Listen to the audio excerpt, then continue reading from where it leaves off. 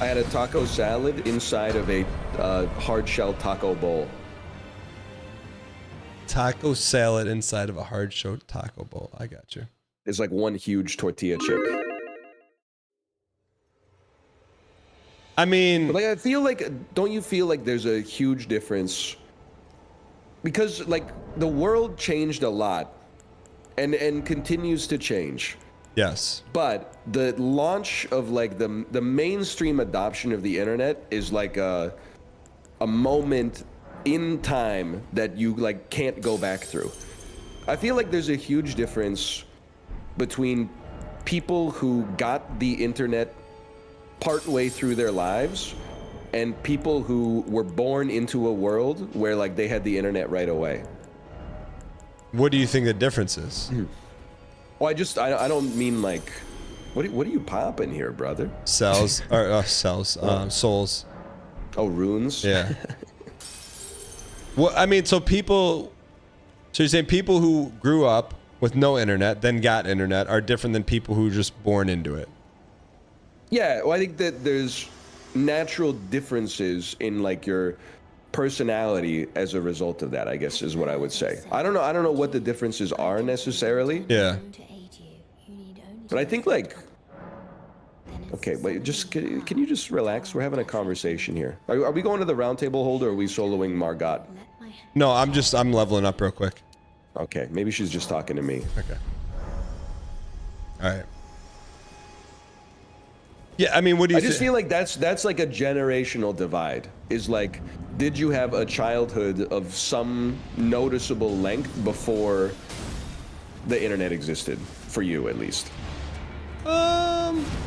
See, I think I'm a misnomer. Okay. Because I grew up with a 900 baud modem. Like, right, yeah, I was probably like 5 when, which was not the norm, you know? Right. Yeah, you had a tech savvy parent or something. Yeah. And then we had like text-based Prodigy and that kind of stuff.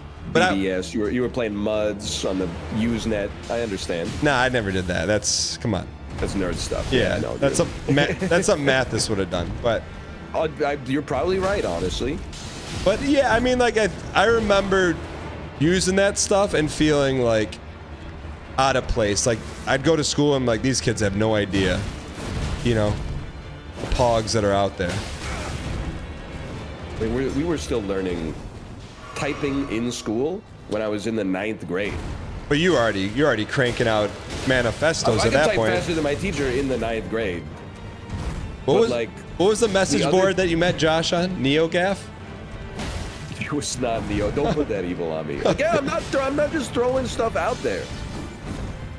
One day, you are going to have all of your personal information compromised. And I'm going to have sympathy for you, but you're going to say something on stream. You're going to be like, how did this happen? And I'm going to just play back like a compilation of like all the times you gave hackers the ability to steal your entire identity. What like when you say leak all my information, like what?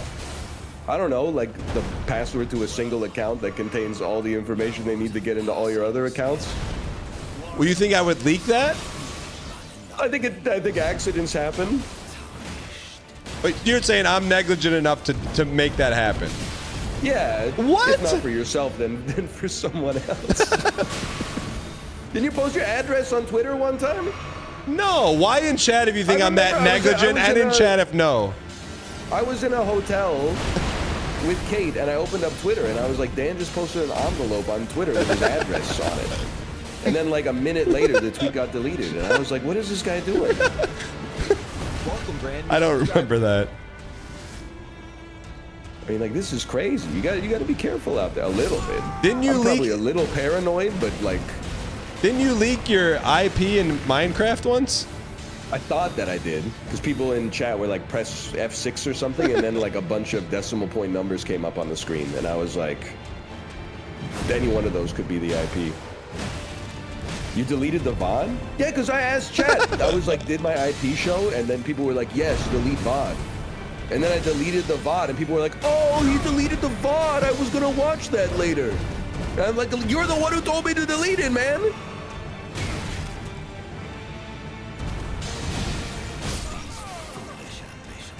It was a bad day. So that's why I that whole Minecraft situation where like people are like, we got you good. That's why whenever I change settings in anything, whenever I'm switching tabs in Google Chrome during the dulls, that's why I put the screen on black. It's PTSD from that one day. And people are like, I hate when he puts the screen on black. I'm like, you did it, brother. We were letting it fly. 2016 to 2011 or whatever. We were just showing it all. All it takes is one bad day. Hey, what do you call it when I do that? You have a name for it. I forget what it is. When I just alt tab openly. You're crazy to me because you use display capture. Yeah, that's. But you call that something. I forget what you call that. Are you in here with me? No, I don't know how you got in so fast, actually. Built different. Raw dogging it? That sounds right to me. I mean, that's crazy too, like, because I always know if Dan sends me a message that's sensitive late at night, I try to make sure that the conversation goes long enough that it's not in view of the Discord window by the time the morning shows up. Because I'm not saying that it happens regularly, but it only needs to happen once. He's throwing out not just alt tabs, but the alt tab where you hold it and then all of the contents of all of your windows show up on screen for 1,000 strangers to see. I couldn't do it. I couldn't do it. It's too much for me. What are you hiding? What? I got nothing to hide. What are we hiding? It's not that I'm hiding anything. It's that, you know, I'm using one PC. Like literally, it's tax season right now. I'm getting emails from my accountant that are like, "Hey, we forgot your social security number. Can you pop it in here?" And then like, you know, you're doing it at 11 p.m. Maybe you forget to close the tab. I'm just trying to keep my risk level low. I'm not taking NetSec advice from somebody who posted an envelope with their shipping address on it. It's crazy. It was a P.O. box. Speaking of, how come you got rid of your P.O. box? It's just I didn't want the stuff that people were sending me, to be honest. I made Kate aware of that fact for like 5 years before the P.O. box even stopped. What? And then, like, I think finally she just didn't re-up it when we moved, and I was like, this is like a blessing for my life. You made Kate aware. What did you say to her? That I don't like the P.O. box. Like, it was like no disrespect, but if I like wanted that stuff, I would just buy it. So like most of the stuff that is being sent is like stuff that I don't want. Which is fine, but like I don't want it. I mean, it's just the reality of the situation is that most of the stuff ended up in the garbage anyway. The fan art is nice. It's always nice to get the fan art. I'm talking more like, you know, 30 Star Wars action figures. You know, a sailor costume. But a nice Blu-ray collection as a result of that. I'm grateful for that, don't get me wrong. That's how we watch Game of Thrones. Wait, people would send you costumes? They were sending us all sorts of nonsense. Like what? I know you got Star Wars action figures, like a case of them. Why don't you have a P.O. box, brother? I do, I just don't leak it. What do you have it for then? Just so people don't send stuff to my house? Like so the mailman doesn't send stuff to your house? Just if I have to give an address, like at Costco, I don't want them having my address, so I give them the P.O. box. Do you ever open your P.O. box? Once a month. That's crazy. What do you mean? So when you open it up, it's just a bunch of junk mail? No, sometimes there's good stuff in there, like checks.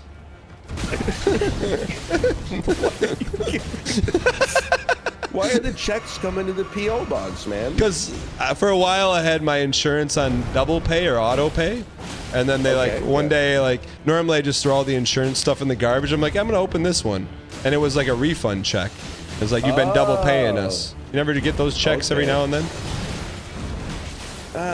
It's usually a bill. It's usually like the opposite. It's just like we forgot to charge you. So like we lived here for a year. And then I got a letter from the gas company that was like, hey, you need to urgently register for like your natural gas. You're in like dereliction of duty. You haven't paid us for 12 months. I was like, you can do that? Isn't that kind of like your job to make sure, like, when the gas is pumping to my house, you got my information? I don't know how it works. I just turn the heat on, brother. Wait, you had a year of free gas? Well, not free. I had to pay for it. I didn't have to pay for it for a year. Then I had to pay 12 months all at once. Yeah, but you got it for free, interest free. You made interest on that money. It is interest free, and especially in today's rate environment, like, that's not nothing. All right, we can get this guy. But the P.O. box is like, I'm sorry if this offends anybody that sent us stuff. I'm sure the stuff that you sent was stuff that we use every day. I mean, some things, like, we're still using a cutting board that was really nice that someone sent us that they made themselves. What's on it? My initials and Kate's initials. Oh, that's kind of heartwarming. Yeah, I mean, that was, like, useful. I was happy to receive it. But then, like, the other thing is, like, I don't want to sound ungrateful, like you give people an inch, they take a mile. But, like, sometimes you would get, like, P.O. box media requests, like, for a game. And you're like, well, you sent me an email, and I was like, nah. But then you, like, put a letter in the post with, like, a little action figure or something. And it's like, hey, here's a code for our, like, mobile game that you didn't want to play when we contacted you the other time, but, like, now you have to read it out, like, onto the camera because you didn't pre-open all the mail to begin with. And I'm just like, honestly, like, the less, and not everybody feels this way in this business, but I feel like the less mechanisms that you have to contact me, the happier I am. I'm happy you're watching. You don't need to send me, like, listen, you should know. If you bought an action figure or a copy of, like, Grey's Anatomy on PC and then sent it to me, yeah, it ended up in the trash. And it's not my fault. You bought the trash. I didn't make the trash. I didn't buy the trash. I simply sent the trash to the destination that it was going to end up in no matter what.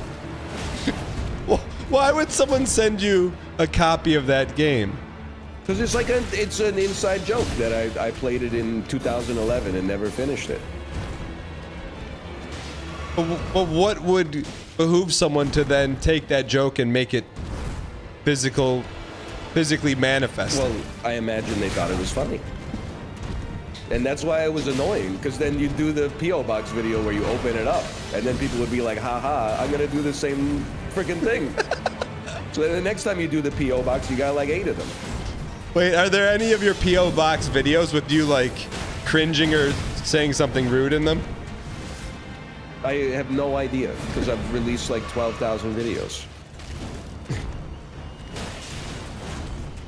I was feeling it on the inside most of the time. There's stuff that I was grateful to receive. But the majority The of cutting it. board, lots of Blu-rays and stuff like that. That's how I saw Ghost in the Shell. Oh, nice stun. Take a hit. Take a hit. There you go.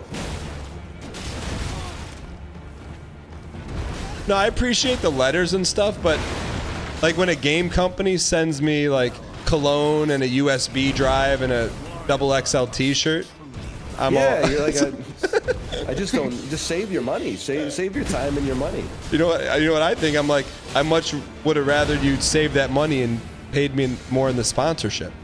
It's also true. It's just, it's just not my. It's too parasocial for me is the thing. I'm more than happy. People think like I'm a curmudgeon. Anybody who's met me in person, hopefully, will be happy to tell you. I'm always glad to stop for a conversation or a photo, a handshake, anything like that. It happens, fairly frequently.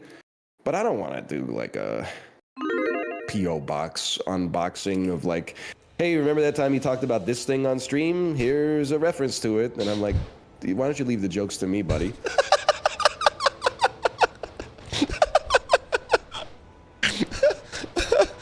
Oh. I didn't tell you the other day, man. I went to, so my son really likes Madden on PS5. When I don't necessarily, he gets really frustrated though because there's like 8,000 menus. So I'm like, okay, Let me I hear that, yeah. let me slowly like fade away Madden PS5 and replace it with the NES. Mobile. Yeah, so I went to a local retro game store and I walk in and the dude's like, "Hey, do I know you from somewhere?" And I'm like, I don't know. And I just happen to be wearing a red shirt and a black hat. And I'm like, okay, here we go, like Big Brother. Yeah. And he goes, "You play Fortnite with Northerlion." Hey! And it's like, that's like extremely rare. Like normally it's like Big Brother trader type, type recognition. And then, I was like super nice and tell me he has like a YouTube channel and stuff. And, but the thing was, the whole time, and I would try to tell him, like I tried to like make small talk so it didn't happen. He was shaking. I'm like, bro. Oh, yeah. I'm like, bro, I'm just a dude. But it was shaking. Like, does that, because when you said all that stuff about the P.O. box, I pictured someone like hand delivering a parcel to you and shaking of like a knit crochet of like you or something. That stuff is good to receive, by the way. It's more like when you buy something from a factory, and all of a sudden I'm like, why do I have 12 Newt gun rays in my house? Yeah, it happens for sure. It's in the trash. What's that emote? Satomari.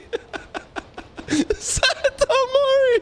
A short emote. It's in the trash. It's in the trash.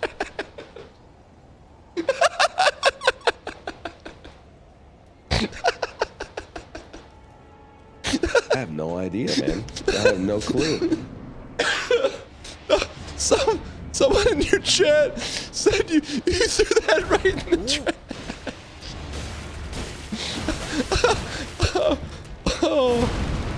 I didn't throw it right in the trash. Like I waited until it felt like, you put it on the counter and you're like, maybe we'll find a place for this. And then like 2 weeks later when you're cleaning up, you're like, I don't think we found a place for it.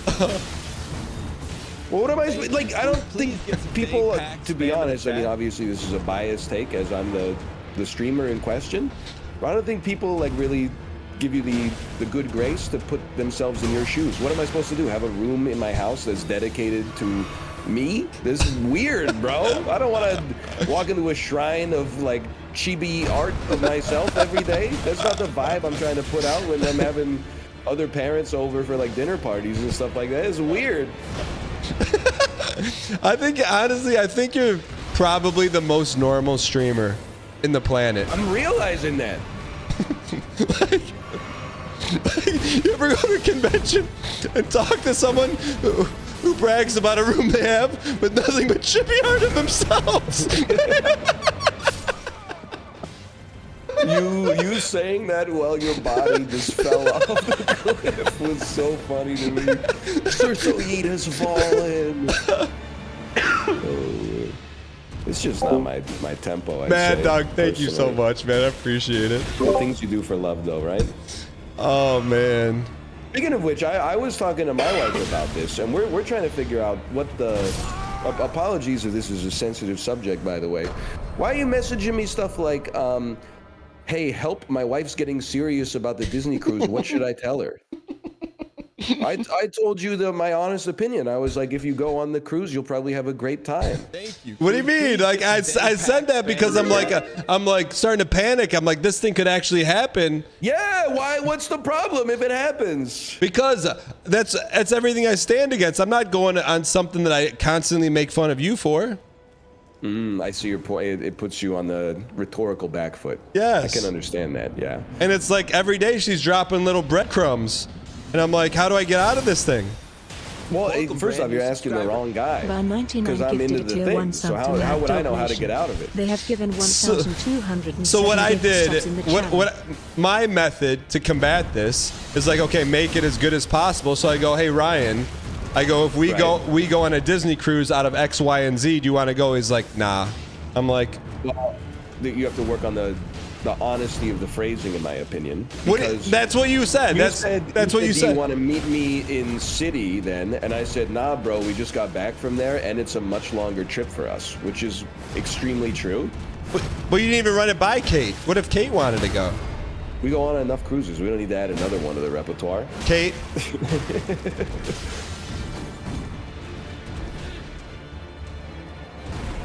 You don't need me to go. You'll be fine. I know I don't need you to go, but I'm like, also, it would be more fun. It would be. Well, you know, you should have come on our last one then. I guess we didn't really send out an invitation though. No. I'm not flying across country to go on a Disney cruise, brother. First off, Michigan to Florida is not cross country. No, Michigan to Vancouver. No, that's insane. But we were in Florida. Oh. Don't most of them leave out of Vancouver, though? That's not even that insane. That's, I don't know, it's probably like a 4-hour flight or something. They do run the cruise out of Vancouver in the summertime, but it only goes to Alaska. So we did that one twice, and we're kind of like, let's mix it up a little bit. No disrespect to Alaska. A little bit of disrespect to Skagway. Wouldn't catch me in Skagway like on purpose, but I understand they're doing what they got to do over there. Wait, it's a place called Skagway? Yeah, it's like it's for tourists basically, so it's like an old-timey, almost like Gold Rush, Wild West pioneer village type thing. They couldn't have come up with a better name than Skagway? I mean, it was probably came up with it in like, Nice stun. 2 BC or something. I think that's our chance right here. Oh no. It's your chance.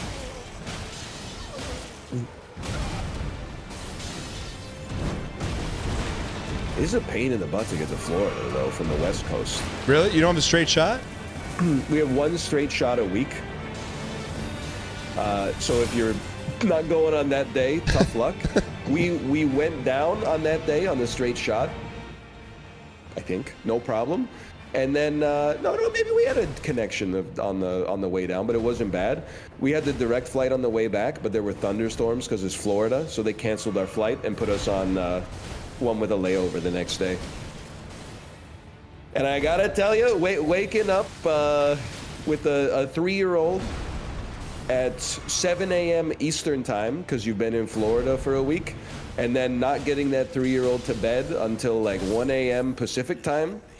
Ooh, that's that was normally when people are like, I want to take my kid on a trip, but I'm not sure how they'll do on the plane. I'm like, don't worry about it. It's easy. You just, give them an iPad, give them some toys, give them some sugar. They'll be fine. This time I was like, I'm never doing that shit again. We're taking a different flight next time. The realest thing I ever heard was that going on vacation with kids is parenting at another location. It's not vacation. But that's kind of why I agree. That's kind of why the Disney cruise has some GOAT DNA in it, because you can drop your kids off at the kids club for a few hours a day and have a little you time. Well, this is what I heard, and tell me if it's true. This is how my wife's been pitching me on it. She said there's like either a wristband or something that the kid gets that they can't leave without like the matching wristband of the parent. Is there some way to like? Yeah, there's like the kids have like a watch basically, and then all the kids clubs are like decked out with security, like gates that close and stuff like that. Yeah. So that your kids can't leave the club or an alarm will go off. And That's they'll good freak though. out Yeah. because they don't want to lose a kid. Which I think makes sense. Get them. Give me the extras, you piece. Yeah, I mean that does sound really nice. It's like 24/7 babysitting. Well, it's not 24/7. You can. It's And open. they're fun. Like that's what the people are like. It's like jail. Yeah, of course it's jail. They're like 6 years old. They need jail. Can't be like, oh, here we'll just give you like 3 hours of unsupervised time on like a ship in the middle of the Caribbean. Like that's insanity. Of course it's prison. Don't die here, Ryan. Don't die. That's like the best part about it. Plus, Nice. they got like Nintendo Wii's and stuff in there. They do activities. Characters come by. They sign autographs. It was like a light in the darkness. First few times we went, you know, our kid was dealing with some separation anxiety. She didn't do well in the kids club. We'd drop her off and get a text like 10 minutes later that it was like she wants to be picked up. Then you just send that text right to voicemail. No, we're like, oh, and then we'll go pick her up. But this time, she could stay for like 2-3 hours at a time if they had a good activity. It's a world changer. No, I mean that's like, to me, that may be the XY variable that at least moves the needle a little bit.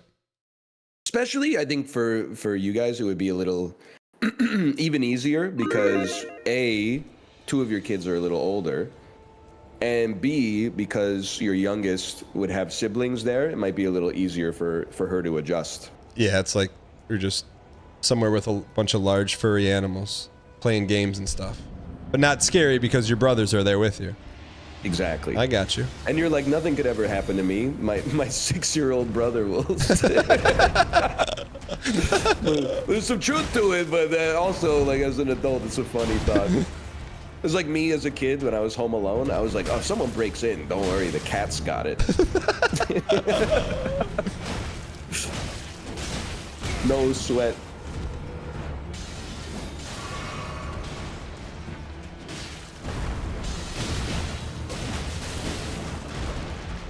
Here we go. Oh, man.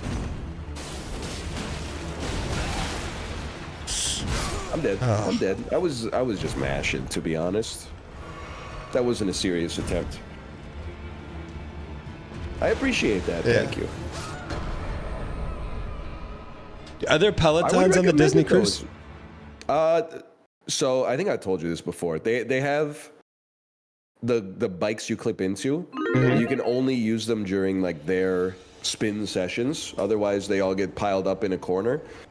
But they have like normal exercise equipment. First day, I don't know, 2 cruises ago, I was like, yeah, I'm gonna work out on the cruise. I'm up at 5 a.m. anyway. I might as well. The sea was a little angry that day. I walked on the treadmill for 60 seconds just as a warm-up. Started to jog. 30 seconds into my jog, I was like, this isn't right, brother. I was like insanely sweaty and my stomach was doing flips. Went out and sat on the couches outside of the gym for like an hour and yacked in the toilet. Too much seasickness? Seasickness. Is that the only Normally, time you've I had it don't- on a cruise? I don't get it very badly, but that time was bad. But then what's crazy is like, it was still bad after I threw up. But then at lunchtime, my body was just like, I'm hungry. And then I was over it for the rest of the voyage. That's good. I mean, I wonder how long something like that lasts. Shoot. You got him. Some people get it like the whole time. I know if I told you this story, but I think last week or maybe the week before, I took my kids to a Red Wings game because it was like actually mattered. And Yeah. They were in the hunt. yeah, and so I just bought, like, I didn't even look at the tickets. I just bought them. And we go into Little Caesars Arena. And my son looks at me and goes, Dad, we're not all the way at the top, are we? And I'm like, no. So then, which also, side note, I didn't know that you can't walk into a hockey game while the game is on. Yeah, the ushers tell you to wait until the play is done. Yeah, that's like a different kind of decorum. I felt like it was like a high-class environment. But anyways. Well, yeah, after 15 minutes in the stands, you probably didn't feel that way, is my guess. But So anyways, my son's like, hey, we're not sitting all the way at the top, are we? I'm like, no. So Little Caesars Arena is like, everywhere is a good seat, but the top is like very steep. So Yeah. as we're walking up to our seats, we're in the absolute top row. And my son goes, Dad, he goes, are we gonna fall? And I'm like, no. He's like, my stomach doesn't feel very good. I'm like, I'm like, okay, everything's fine.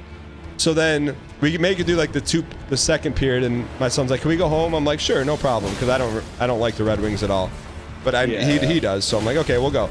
So we get in the car, And he goes, Dad, I don't ever want to go back there again. I go, why? Oh no. he's like, it's too high up. And then all of a sudden, he goes, all over the back.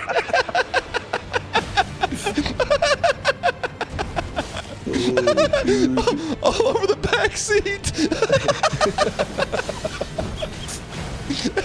Is he still strapped in the car seat too? Yeah. No, that's a nightmare, man. And I'm like, Captive audience. I'm like, it's all right, buddy. We don't have to go back there anymore either. But I guess it like really affected him being so high up. It's kind of scary, I guess, for a kid, you know? Yeah, dude, it's a little scary when I haven't been to the Canucks games for a while. If we're in the upper bowl, I'm like, it is high up here. I got a story about me as a kid that I think you'll find very in character for me. Okay. Heel. Friday nights, mid 1990s, my mom and my grandma used to go out to bingo. You know, most Canadian Friday night of all time. So I would hang out with my dad and my grandpa, and usually we just go to like a restaurant and then maybe like Tim Hortons or something afterwards. So I remember my dad was driving, my grandpa was in the passenger seat, I was in the back seat. I'm 3 or 4 years old, right? Maybe I'm a little older because I wasn't in my car seat, but I'm very young. My dad said, or I say, Dad, I gotta go to the bathroom. You know how it was back in the day. He said, like, there's a, you know, like a cup in the back, just go in the cup. So I am going in the cup, and I just remember that my grandpa said, like, Jesus Christ, what's going on back there? And then he looked back, and I was holding the cup, like, upside down vertically and peeing into the upside down cup. And I still remember, like, to this day, my methodology was just like, it feels bad to like be sitting down and then point your you-know-what, like push it down like in the proverbial toilet. So I was like, I'm just gonna pee like straight up. I didn't think about the next step, obviously, which is, you know, gravity. You still hear about that one? No, I think maybe they've forgotten about it, but I haven't. that one's gonna stick with me. Did you get in trouble? I wouldn't say I got in trouble, but they were like, what were you thinking? And then I was like, you know what? When you put it that way, it was pretty tough.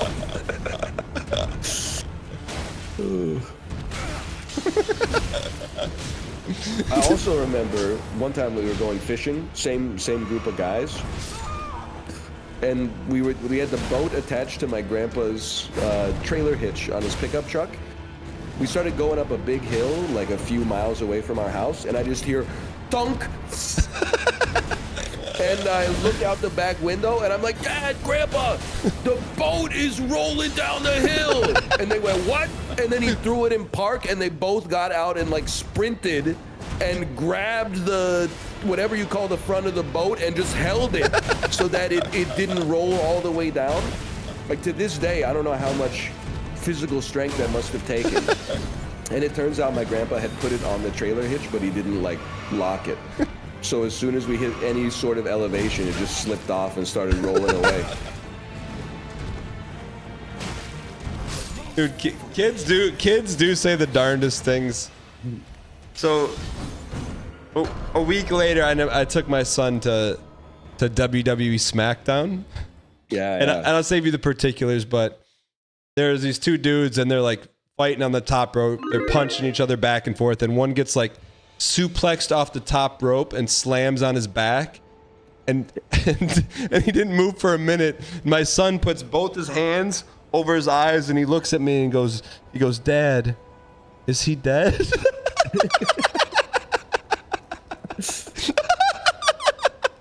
And what did you say? I just gave him a hug and I said, no, son, he's okay, buddy. He'll be on Raw next week. All right, let's get this one.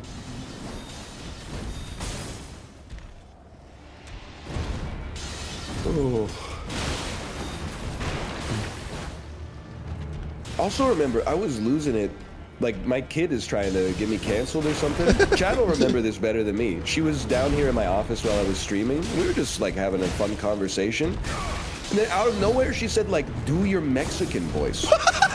I was like, what are you talking about? And she was like, do your Mexican voice. And I was like, I don't have a Mexican voice.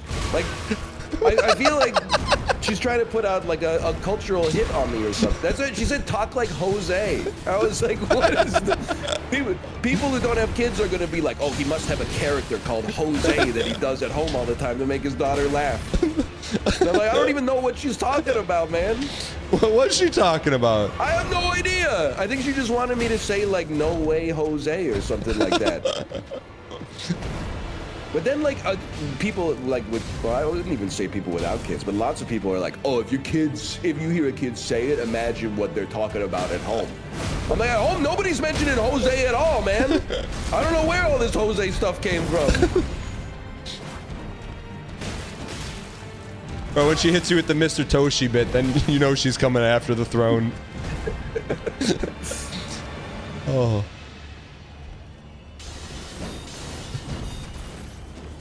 I can already tell this is the one. This is the one. Okay, he doesn't even know who to attack. He's got hops though. Oh man.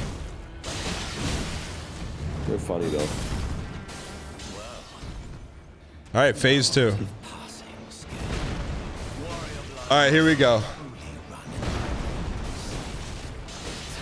I mean, phase 2 is actually easier than phase 1, so I'm not sweating it at all.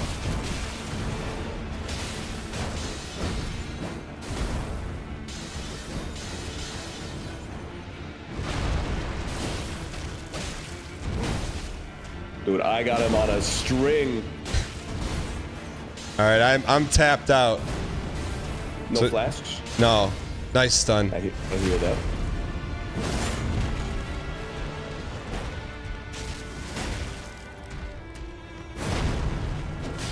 Nice. Huge whiff. I'm also flaskless, but I think we got a chance. Oh, he did an animation cancel. He's mad.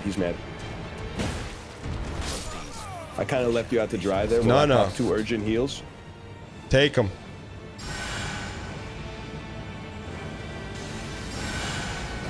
Did you see that? He's got to work on his aim a little bit, I think. Oh, that stings. All right. He didn't like that. He didn't like me talking about his aim. Watch this. Ooh, you gotta close that gap, brother. Never mind. Never mind. We can get him. I feel like we're oiled up. I know you hear the hum though. We're 1 away, no question. Yeah.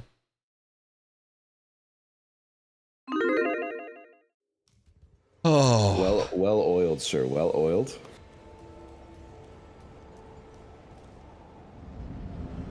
All right, this is the run. I'm really far ahead of you, huh? Yeah. Okay. I mean, you got like you have an M.2 drive or something? Do not. All right, it's our time.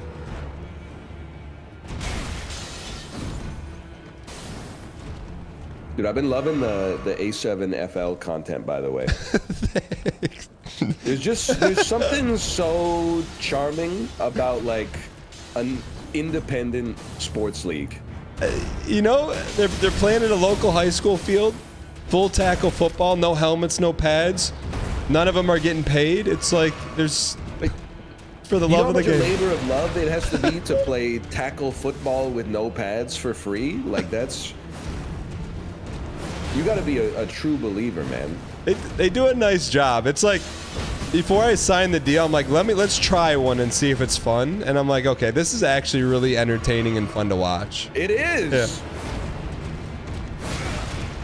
I mean, I'm loving the culture, the emojis on the jersey, the 3-digit numbers, not actually having their last name on the jersey. How about David Tendy's having DT on the back of his jersey, but not centered? That one, I think they might want to work on the alignment personally, but. Oh. All right. You think you've ever had a concussion? Yes, 1000%. What? Football? So yeah, I played all through high school, and it was like my JV scrimmage, and we're going up against like this team, and like on JV it's supposed to be freshmen and sophomores, and I'm like, in this scrimmage I'm like, there's definitely juniors and seniors in here, but whatever. Uh-oh. So Yeah. I was playing safety, and they're running the ball, and this kid's probably like 6'2", and I come up to hit him, except our heads collide. And this is what I remember, because back then, like in the late 90s, you didn't really know about concussions, but it was like someone turned the lights out in your bedroom for a brief second, and then I look up, and then it's just a blue light because I'm on my back. Yeah. And then that's how I knew I know now it was a concussion, but then I didn't know. And they were like, what are you doing, bro? The play clock's almost to zero. Get back out there.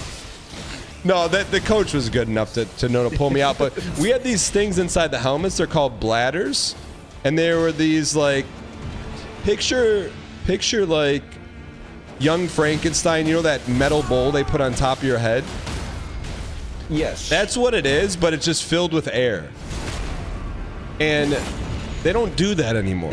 Some sort of bag of air. Yeah, and it just didn't work. Right.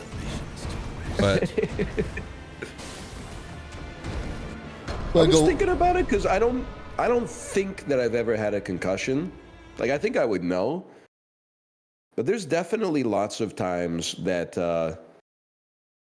when you're a kid, you just fall down and smash your head on stuff like all the time. I mean, you never felt like you had like the lights turned out real quick? I don't think so. I've definitely like fallen backwards while skating and hit my head on the ice though. It was probably just like a light brain bleed or something like that. Nothing too serious. Did you play ice hockey as a kid? So my hockey story is like this. My dad was like a hockey player in his youth, like a good hockey player, not pro but good. Yeah. Like So when I was neighborhood good. young- Yeah, maybe county good. Okay. So he taught me how to skate when I was young.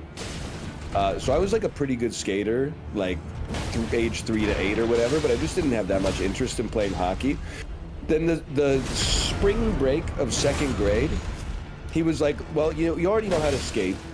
You know how to stop. You know how to skate backwards. Like, let's see if hockey's for you, right? So he enrolled me in this hockey camp for a week. I was too shy to get fully nude in the locker room at the time. So I wore like track pants and a t-shirt every day and just put all my pads on top of the clothes. And then like day 2, day 3, I remember getting this like horrible like discomfort in my stomach to the point where I went up to the coach and I was like my stomach feels too bad to play. And he's like, okay, just like, go change in the locker room. And when I got home, I showed my parents. I was like, hey, here's what I'm dealing with down here in my undercarriage. It's like red and swollen and there's like sores on it. And they were like, you got to go to the doctor. I went to the doctor and it turns out I had something called jock itch, a fungal infection caused by an excess level of moisture trapped in your you-know-what region. Wait, did you tell your parents why you had it? Yeah. What did they say? They probably had the same reaction as when I peed in the cup upside down. They were like, why would you do it like that? And I was like, good point. I can see why people don't do that. So that was the end of your hockey career? Yeah, I had I don't remember if it was a cream or a pill or something, but I just took that and the infection ran its course, and then that was the end of my hockey career. I feel like I kind of lucked out, because youth hockey is it's hard, man. The practices are usually in the AM, so school starts at 7:01 a.m. So your hockey practice starts at 5:15 or something like that. Yeah, I mean, I feel like you gotta love it, man. Like, who wants to do that if you're a kid? Yeah, or a parent. Yeah.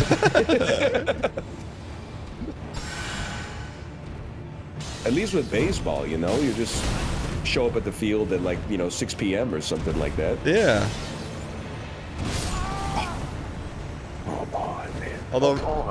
Although right now I don't recommend it. I'm coaching 4 different youth sports teams right now for my kids, and that is insanity. And I'm like, I don't know how I agreed to this.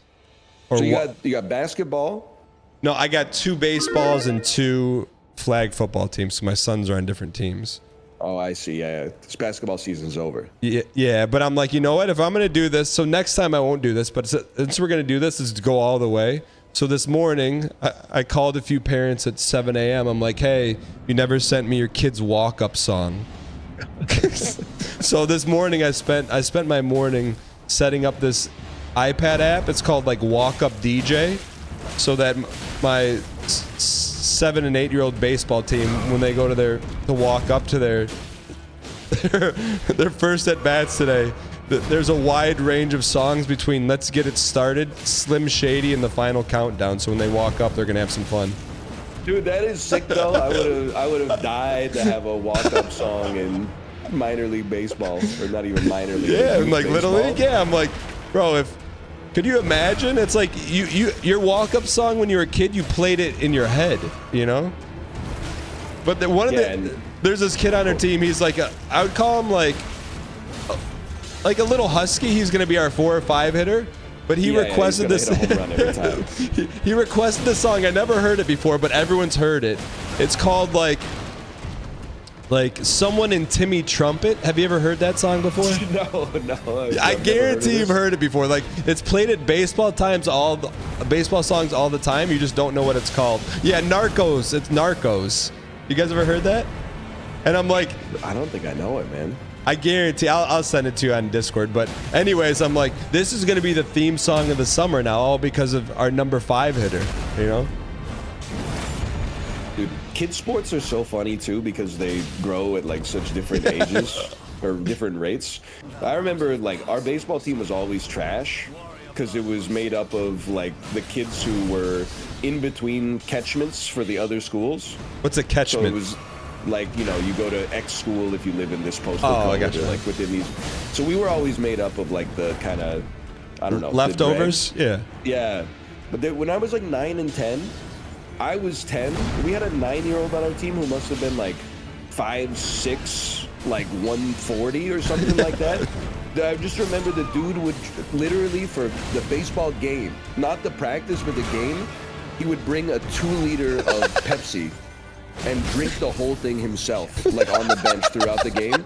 And it was like, we were losing games 9-2, 9-1, 9-3, and you're like, you check the stat sheet, he's like Mike Trout on the 2024 Angels. It's like 1 home run, 1 RBI. Nobody else is even on base.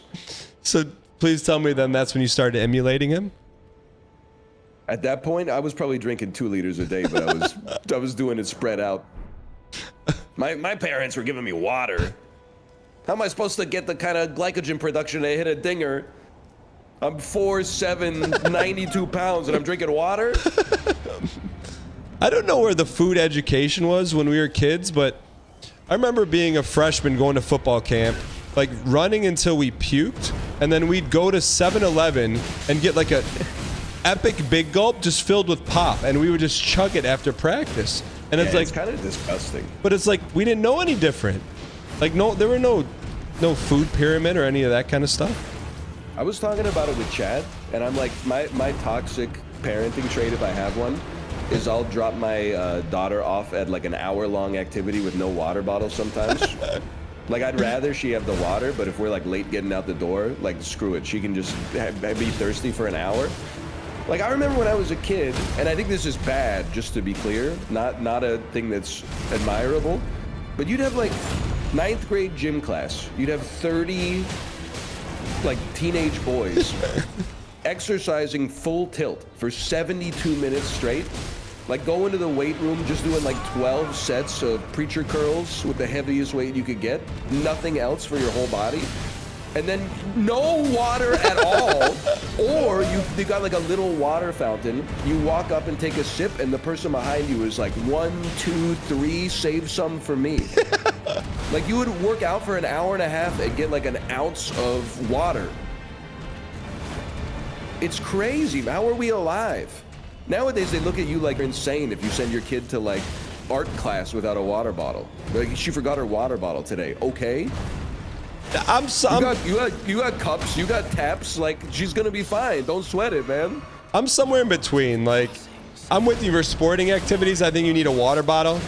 But bro, yeah, these days, for sure. These kids in school, they all got these like Omega 1-gallon water jugs. I'm like, bro, we used to have to ask the teacher to go get a drink from the fountain, and everything was okay. Now these kids, there's gonna be a study on cell hydration. And these kids, like, they just have water on tap, Netflix on tap, and whatever video game they want on tap. Where does it end? Too much. It's too much. It's in 1999, you could have taken any child out of a public school, dropped them in the Sahara Desert, and they would have not died of dehydration for like 2 weeks because they were used to it. Nowadays, you drop them out there, they'd be like, "No, my Stanley Cup, my Stanley Cup." I haven't had a sugar-free Minute Maid lemonade in 45 minutes. Give me a break, man. It's ridiculous, embarrassing. I mean, bro, it used to be like, I used to be scared to ask my teacher to get a drink of water. I'd be like parched, and I'm like, okay, would I rather just sit here and eat the cottonmouth rather than risk upsetting my teacher? You know, and I would just eat in the cottonmouth. Or they're like, you know, you already had a drink of water 2 hours ago. Yeah. You know, when I was in like high school, I thought it was crazy you had to ask the teacher to go to the bathroom. I was like, I have to go when I have to go. I don't need to ask permission for that. Like, you're asking me, like, you know, are you going to force me to pee my pants here in class? Like, just because you don't trust me? After I taught in Korea for a little bit, I was like, I get it. You gotta ask. Most of you don't have to ask, but a couple of kids have to ask, and in the interest of fairness, I have to make you all ask. I could see you in high school getting into it with a teacher who wasn't smart but acted smart, and you like question him. I never had an issue like that, but I had a friend of mine with a very similar demeanor. And I remember in the 6th grade, he got in a 45-minute long argument with the teacher in front of the rest of the class. Just like a complete failure to maintain decorum in the classroom environment. And the crux of the argument was my friend got marks taken away on his like math test because he didn't show all his work. And he was like, why do I need to show the work? It's like multiplying a 1-digit number by a 2-digit number. You just do it. The teacher was like, well, according to the curriculum, you have to do it. And he's like, well, obviously I know how to do it. Otherwise, like, I wouldn't have been able to do it. And what the teacher should have said is like, you know, we'll sort this out at recess or whatever. But instead, they got into an argument with the rest of the class sitting there until the teacher said, hey, like, you're misbehaving, go to the principal's office. And then my friend refused to leave, so our teacher took the other 29 kids out of the class and taught the lesson on the steps out in the foyer. What? But it's just like the dude was not cut out for teaching, and he'd been doing it for like 35 years. Just to spite the kid? Yeah. He just like, he's like, I can't lose this argument to this child, so I have to like remove everybody else from the ecosystem. What did you do when he's like, hey, we're leaving class? What did you do? We all left, man, and then left my friend to cry in there by himself. And then our teacher gave us a lesson about how to use a miter saw. Or a miter box, I guess.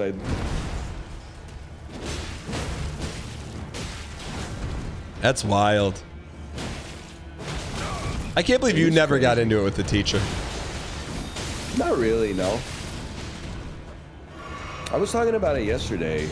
Like, people were telling me, like, how they're bad teacher stories. And, like, I don't want to put words in their mouth.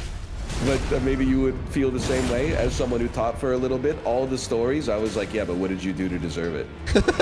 So I'm like, you know, some of them were like, my teacher told me in the 8th grade that I would never amount to anything. And I was kind of like, they shouldn't say that. But like, also, what was the sum total of your pattern of behavior over the previous school year? Like, maybe they had a point. But I just feel like, I mean, you can't lose the room like that. No. Like, I thought in 9th grade that my math teacher was beefing with me. But then I like look back and he would just be like, don't talk in class. And then as soon as the lesson was over and we were doing quiet work, I'd be talking. And I'm like, he's not beefing with me. He just wants to Wants like the day to go smoothly. Just wants to do his job. Yeah, he's like he probably doesn't even want to teach me math, to be honest. Like he's already doing something he doesn't want to do for like too little money, and then I'm like getting in the way, and he's doing me a favor teaching me math. Ah. I feel like physical punishment for not doing your homework was a bit far. Okay, but you've done the Gen Z thing and you phrase that in like the most bad faith way possible. I didn't say physical abuse, like hitting a kid. That's crazy. But yeah, making a kid hold their arms up like they have a question until their arms get tired and then they like their muscles start to hurt. I think that's okay. Otherwise, Dan, you don't even have to weigh in on this. No, I'm gonna weigh in. My position was teachers actually have no real power. They can't do anything to modify a child's behavior unless the child believes that the punishment works. It's like it's witchcraft. If the kid in your class is scared of the consequences of the punishment, then it works. If they're like, whatever, I'm just gonna tank it, call my parents, they don't care anyway, I don't care if I fail this class, there's nothing you could do. Here's my take. I'm gonna break the fourth wall for a minute. I disagree. I think you can help influence or change a kid's behavior if they know you care about them. Like, you know, you set up, it's a relationship where they know that you actually care about them, you're trying to help them, you're trying to teach them. Then I think you can do it. But fourth wall back up. There's two kids that in my years of teaching, I wouldn't say that got to me, but did something that made me, I won't say lose it, but that actually made me angry. I may have told this one before, so tell me if not. So okay. I used, for some reason, I was able to take one of my, I might have taught like typing or something. I just picked up the class. Anyways, one of the things I allowed the kids to do in the computer lab, and I facilitated it, I had USB drives with, I think, Halo 1 on it. So they could, once all their work was done, I go, okay, everyone grab the USB drives, you can put them in, we can play Halo. And like, so the kids would work extra hard and fast, they'd get the work done. And then one day, the kids are all playing Halo, and this one little squirrely kid, he starts laughing. And I'm like, okay, whatever. And then I'm like, okay, well, I'm going to play today. And he's like, no, Mr. Giesling, don't do that. And I'm like, why not? I'm like, I'll play with you guys today. He's like, okay. And he's like, no, don't do that. So I go in and I open the leaderboard, and I see what he was hiding. Bad names. I didn't even have to ask who it was. I knew it was him, and I didn't know what the word was. I didn't know what it meant, so that made me more upset. But yeah. The word, his name was Sweaty, and it starts with the letter G, and it's like a area of the body between two other body parts.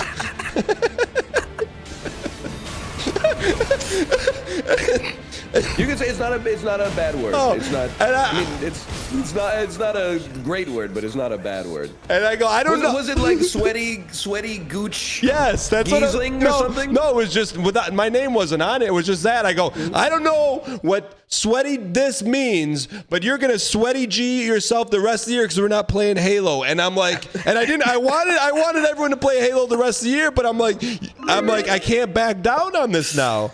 But so the rest of the year, everyone was mad at him because he cost them Halo, and that's great punishment. You gave him a punishment that affected him. He's been ostracized socially by his peers.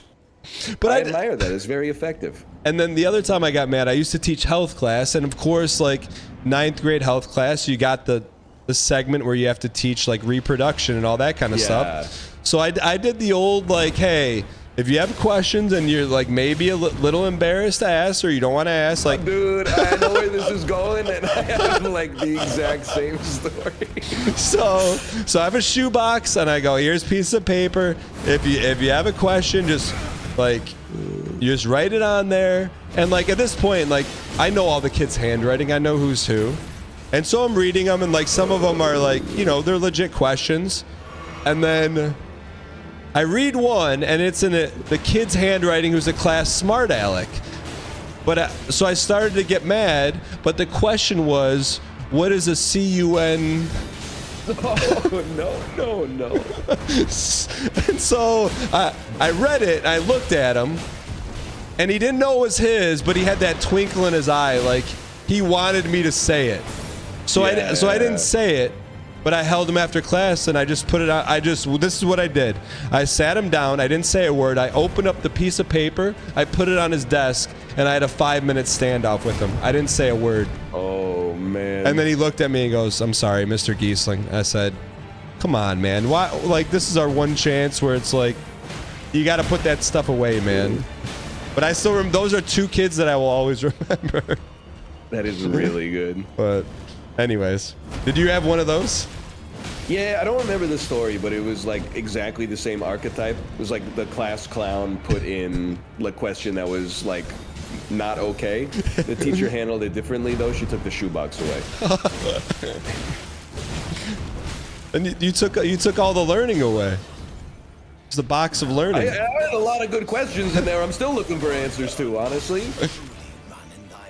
Did you ever have to do the, like as a teacher or as a student, the one where to get over the words being funny, you have them go up to the front of the class and then pick a word out of a hat and then say it without laughing? No! What is that? Our 8th grade teacher in health class made us do that. Like before the health unit started, she was like, we're gonna write down like all the words that we're gonna use. No! And because it's not funny, like everybody to get over it, you have to go up, pick a word, and then like say it without laughing. And then we're gonna go until everybody in the class is gone. Brother, I gotta tell you, that's one of 2 things. That's either content creation in 2000 or she had some kind of kink, because that's not normal teacher behavior right there.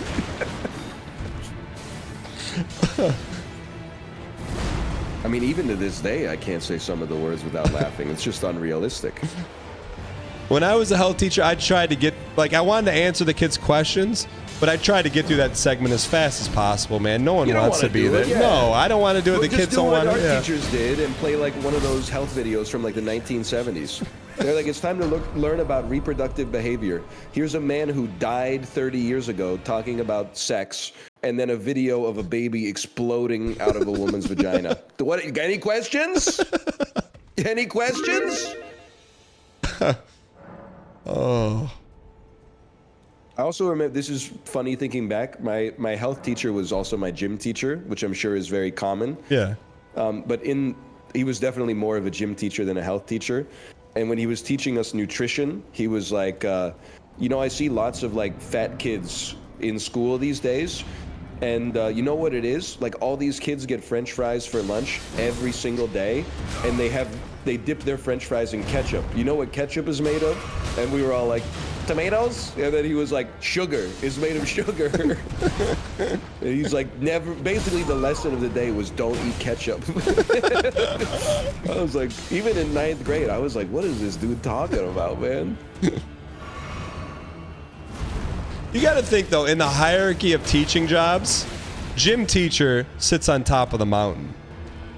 You think so? Yeah, all you do is roll a bunch of balls out in the gym for the day. What I mean, I will say, not to be rude, but like my 9th grade gym teacher was like probably 62 years old. Yeah. So he just didn't do anything. Like without, I mean, he gave us grades at the end of the semester, but like he didn't do anything else. So you just like, you show up for class and then he's like, you know, run 20 laps. And then you do it. And then we're like, please don't take us to the weight room. And he's like, guess where you're going today? The weight room again. For the 27th day in a row. It's bicep day again.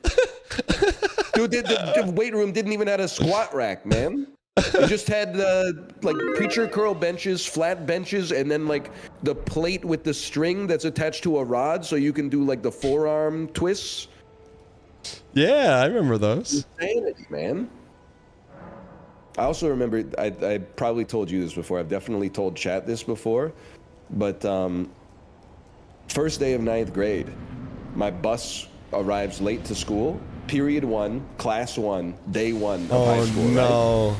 No, I don't the think gym teacher, I showed up, and the gym teacher was like, why are you late? And I was like, the bus dropped me off just now. And then he's like, well, don't let it happen again. I was just remember thinking, like, look, man, the school's like 35 kilometers away from my house, and I'm 13 years old.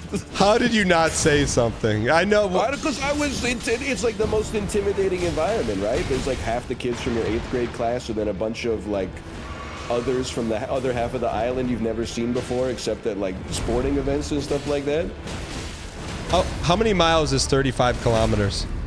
It's like 20 something miles. That was the closest school? Yeah. Did you grow up on a farm? I grew up adjacent to farms. We didn't have a farm, but like all of our neighbors had farms. But did you have like, you grew up on acreage? Yeah, it was like maybe 6 acres. What did you do? What do you think the gravel pit was there for? Take the toboggan up the gravel pit. Get really good at cycling on gravel roads. Would you play outside a lot? All the time, yeah. Oh, so you worse kidding too, me? when you're wearing shorts when you're biking on a gravel road, you get home and your shins are dusty as, you know. You're like, we can't pave the road for the cars. We can't driving on gravel. Like, what year is it, man? Did you have friends that were within biking distance or no? Yeah, because it was the 90s, like everybody on our street had kids that were like within 2 or 3 years of my age. Okay. So it was like, I mean, it was kind of like a perfect setup for childhood. What would you guys do? We'd just ride our bikes and then, build a ramp out of some loose wood and then drive our bikes over the ramp or something like that. In the wintertime, when we got older, a couple of the kids had snowmobiles. You put the Brett Hull GT Racer on the back of the snowmobile with a tow cable and then just let her rip. I find it fascinating, like, kids around like 6 to 8, if you just put them like on a playground or something, they just figure it out and play. Like, they don't have to know each other. Some kind of game. Yeah. It is crazy. And at some point we lose that. Like, where it's like, we need something to do as opposed to just figure it out. I saw a tweet that resonated with me, that there needs to be an app for men to find another man to like play catch with. I feel like it'd be so much easier to get into some male bonding if I just carried around like a baseball glove and a baseball. And then anytime I was like waiting in front of the daycare for the kids to come out, I was just like, hey brother, we want to do a little toss around? I feel like you are, when your daughter gets a little older, I feel like you are a few years out from your pickleball arc. I'm excited, honestly. I mean, I see you that being like Peloton 2.0 for you. Hopefully I can, when we start going to the mixers and we're not kicked out, meet some pickleball dads. I'd settle for tennis. I was laughing. I mean, I've been trying to get like more integrated into my local community. Yeah. But it's hard because like, they all watch your YouTube channel? Well, I don't know if you can relate. Maybe it's different because your kids are a little older. But there's stuff for kids, and you talk to the parents of that, and that's good. But then like when the activity's over, everybody goes home. And then there's stuff that's like for adults, but I feel like people our age like don't use the library, the community center, like they're busy, right?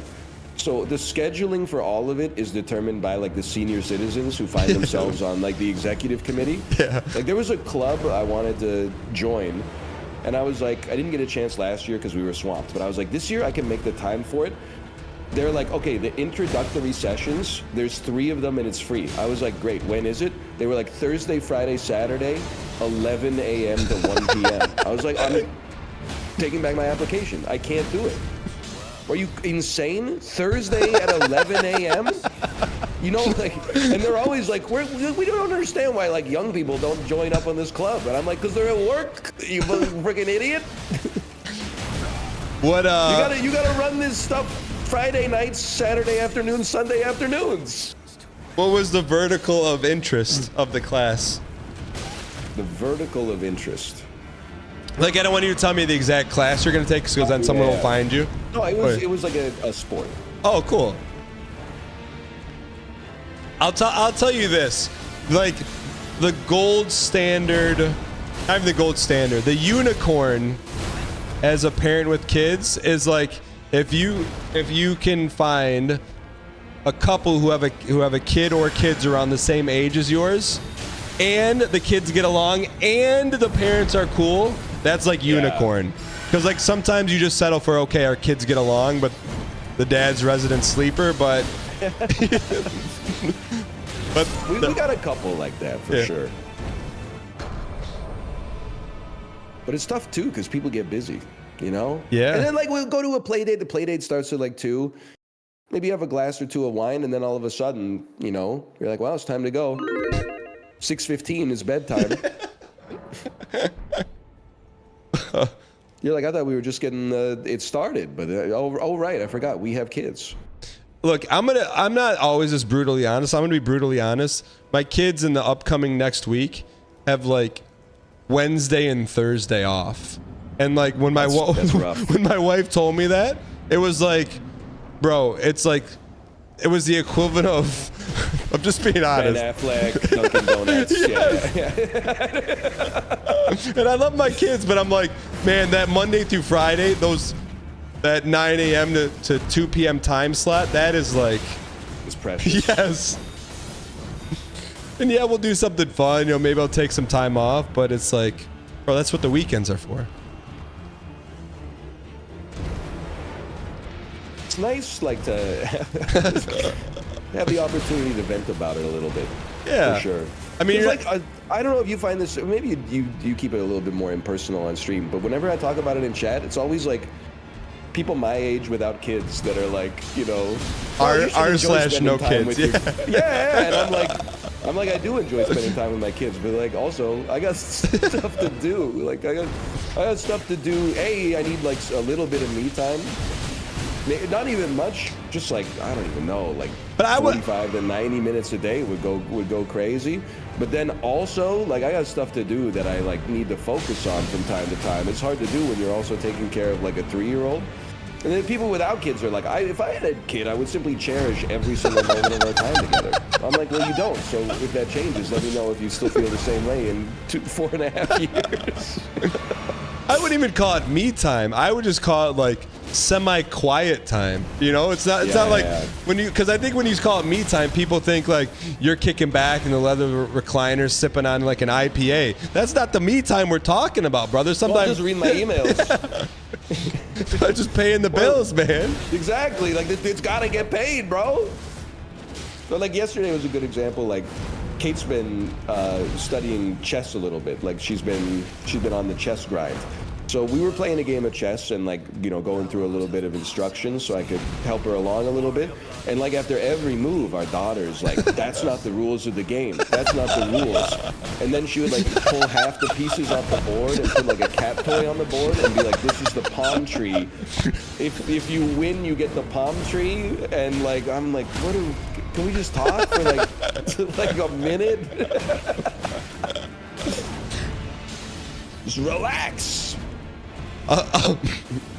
She's creative, don't get me wrong, but sometimes you're like, I get it, the palm tree and all. We'll do the palm tree stuff. Just let me, you know, explain controlling the center here for a second.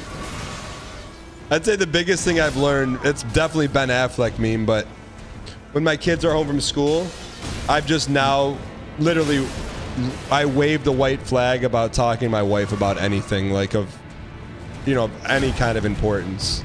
Yeah. Until they go to bed. Yeah, until they go to bed. What's your bedtimes right now? Bro, it keeps getting pushed back. It used to started at used to read 2 books. For a year, we read 2 books before bed. I don't know when the levee broke, but it got to 3. Now we're on like 4 normalized. Pretty soon there's going to be like 10 books before bed every night. You can't go back. There's no going back. You can't roll it back to 2 books once you cross the line, man. No. No, I'll tell you, like, to me, there's the moment of when you put him down for the night and then you turn the lights off and close the door. To me, that used to be like sacred time. But now, like, to me, that's gone because like 10 minutes later, I hear that door crack. And then it's just back. It's back to Ben Affleck meme. I'm just like, come on, guys. Like, Dad needs a little help here, buddy. You hear that door crack and you're just like, Grand Theft Yeah. Grand Theft Auto, here we go I again. hope that's my wife moving at a full sprint upstairs.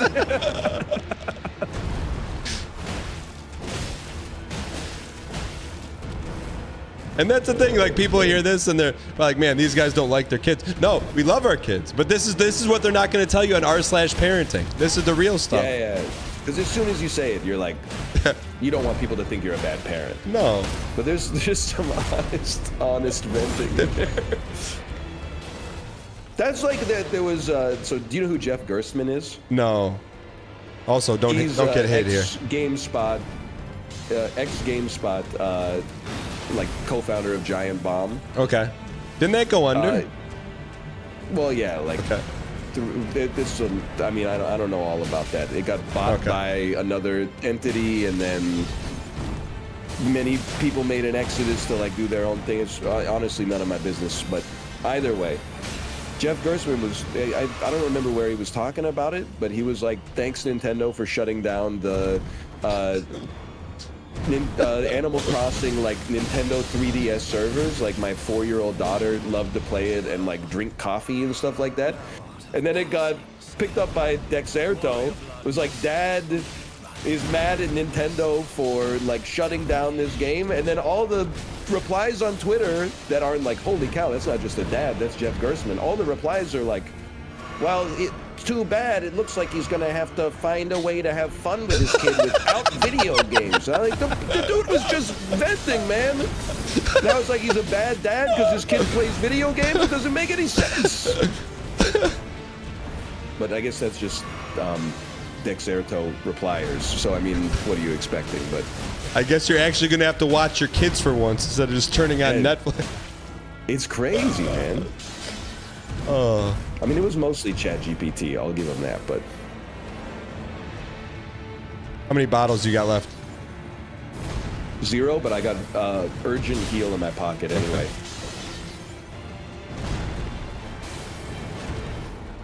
Nice try. Yo, he's got some agi on him.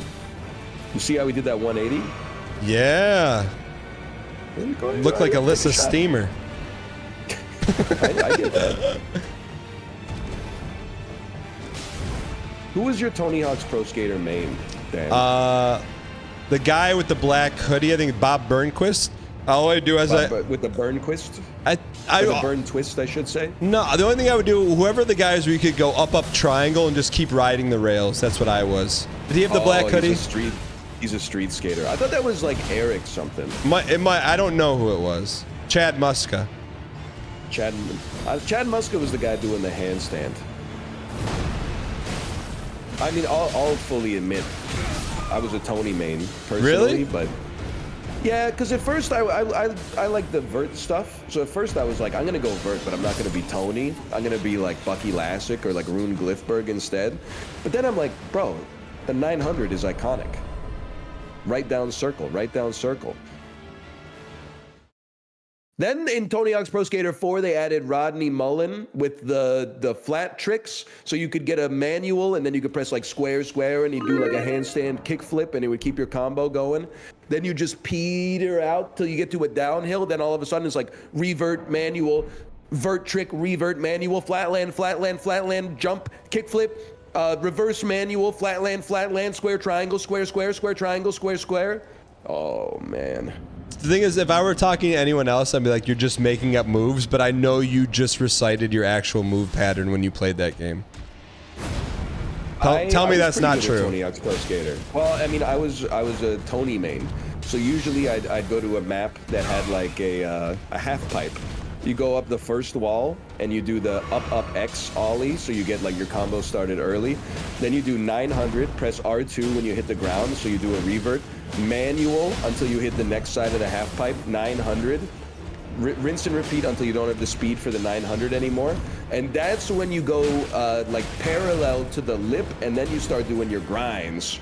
And every grind you do, you jump, and then you do like another flip trick in between. And then when you have none speed, that's when you start busting out the flatland tricks. And then all of a sudden you're like, holy cow, 400 million points. the golden tape was like 65,000. Speaking of Golden Tate, have you seen? I don't. it's like they're having the NFL draft in Detroit tomorrow. Yeah. But it's a great old meme, but it just resurfaced. Do you know the meme with Russell Wilson? Yes. I've just and his ex-girlfriend or wife that has like the widest mouth of all time when he gets the phone call. Yes, it's like it's like demon time face. It's like lion demon face. Like she just got drafted. It is a great face. And She was pogging. And I'm like, you didn't get drafted, but that's the face you make if you get drafted. She's excited, you know? I'd make that face if you got drafted, like into the NFL. Yeah. But so I Googled her. I'm like, what is she up to now? And then I read about, the other stuff. Yeah, he's with Sierra now. Yeah, no, I knew that, but I was more about what happened to Meme Face Lady. And that's where Golden Tate allegedly came in, but that's neither here nor there. All right. All right, we got a shot on this one. How much juice do you have? Lots of juice. Okay, I got 2. Slightly less juice than a second ago. Still juiced up. I don't know, man. I mean, it's funny, but I'm like... Sports Twitter is like unhinged, man. You see the way they came for that WNBA player who was just a little goofy when she was eating popcorn on the kiss cam? Wait. She's popping the popcorn in her mouth and then going... Wait, I thought that was a wholesome meme. Like, did people made fun of her for that? Oh, but some people were like, that's kind of goofy, but whatever. And some people were like, I hate her.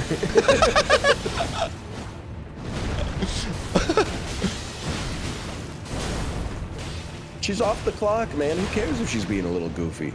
Well, I thought it was like more like the way I took it was, when you see people, they get put on the Jumbotron and they're not expected, it's kind of like caught. That's kind of how I took that face. Like, she's like, oh, you caught me eating popcorn.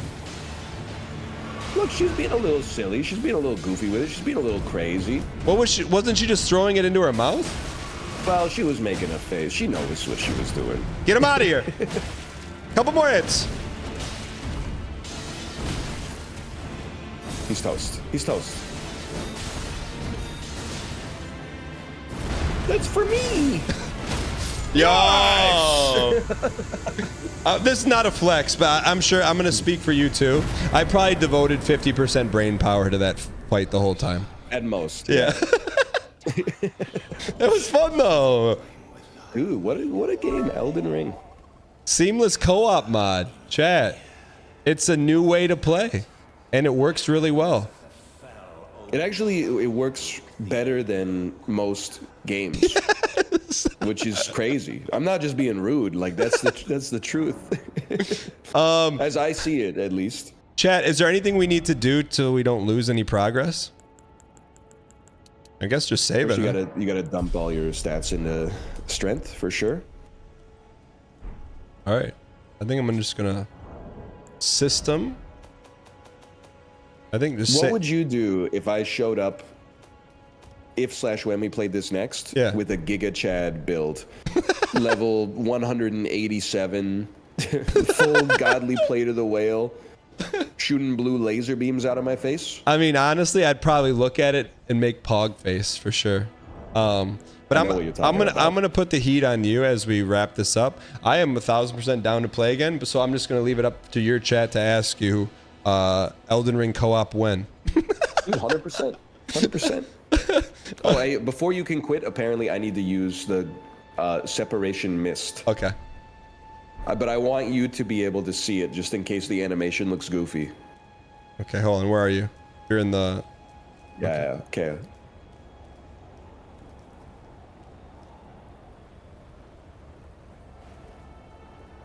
Your daughter when you drop her off in the Disney prison?